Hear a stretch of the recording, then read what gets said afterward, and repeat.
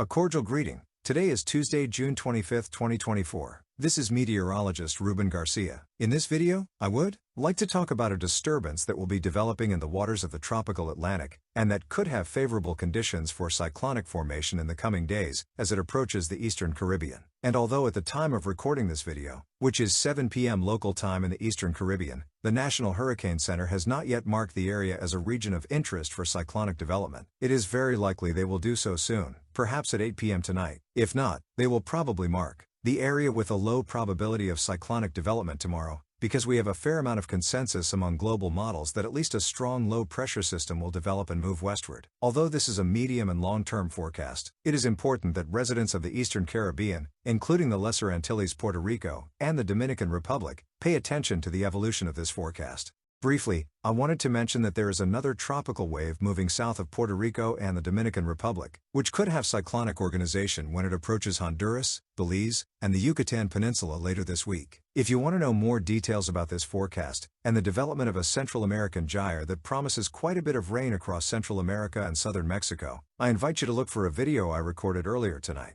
But then, let's talk about the tropical Atlantic region. Currently, there is a Saharan dust cloud dominating the atmospheric conditions in this area. This will be a major impediment to the formation of any tropical cyclone in the coming days. In fact, you can see in this image, in yellow and orange, what represents the concentration of Saharan dust present in this area and over regions of the eastern Caribbean Sea. This is very important because the Saharan dust promotes quite dry air, as we can see in this image. The black colors represent very dry conditions that can limit the development of any tropical cyclone, which is normal for late June and early July.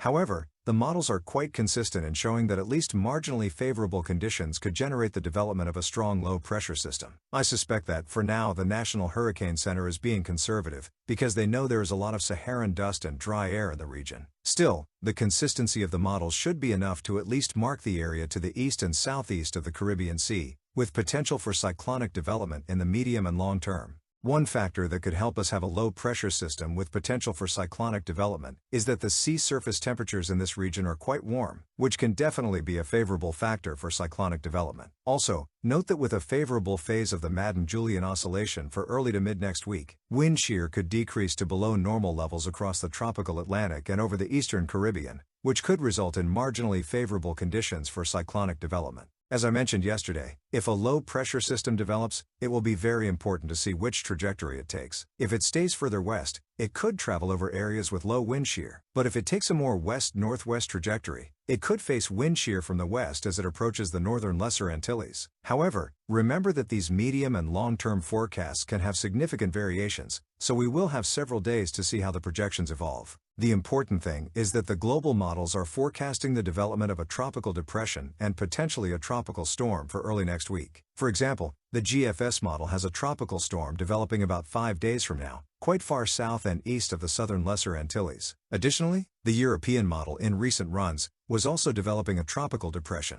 although the last 2 runs keep this system weak as a strong tropical wave when it moves over the northeastern Caribbean.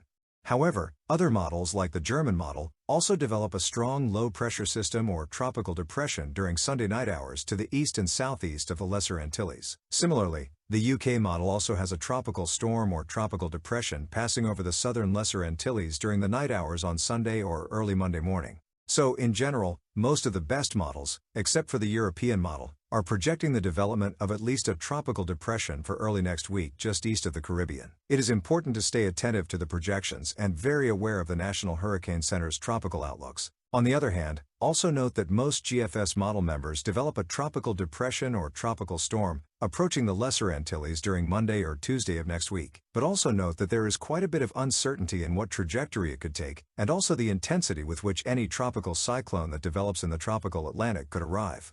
This also coincides with the projections of the European model members, where almost all of them develop at least a tropical depression or tropical storm as it moves west-northwest, approaching the Caribbean Sea between Monday and Wednesday of next week. Here we also see great uncertainty in what could be the trajectory of this possible future cyclone, and also with what intensity it could reach the Caribbean. Again, as it is a long-term forecast, we have a lot of uncertainty. We can calmly monitor the projections and changes in this forecast.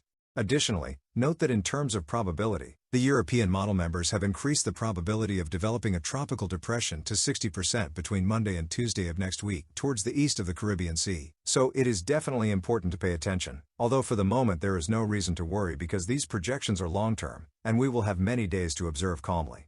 Here at Hurricane Info, I will continue to monitor the projections of the global models, as well as the forecasts from the National Hurricane Center. I will keep you informed of the developments of this forecast. To ensure you don't miss the videos, it is important to check if you are subscribed to my channel. Go to the bottom of the video to the red button that says subscribe, click it, and then click the bell so you get notifications when I record new videos.